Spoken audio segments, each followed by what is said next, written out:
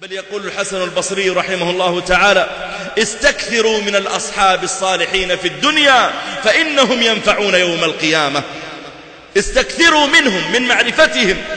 قيل له: كيف ينفعون؟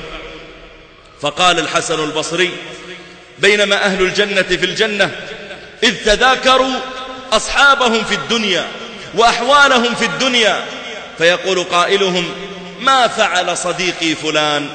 أنا كان عندي صديق في المدرسة، أو ربما في الحي الذي أسكن فيه، أو في الجامعة، أو في العمل معي، ما فعل، لا أراه في الجنة، ما فعل صديقي فلان؟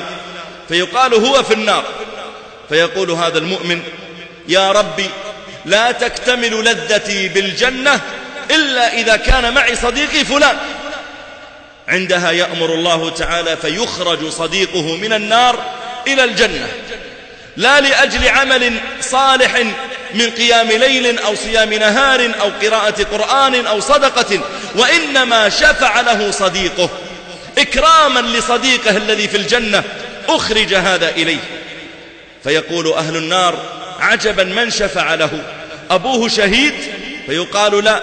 أخوه شهيد؟ فيقال: لا. شفعت له الملائكة، الأنبياء؟ فيقال: لا، وإنما شفع له صديقه فلان. عندها يقول أهل النار: فما لنا من شافعين ولا صديق حميم، فلو أن لنا كرة فنكون من المحسنين. يا ليتنا نرجع إلى الدنيا لنعيد النظر في أصحابنا.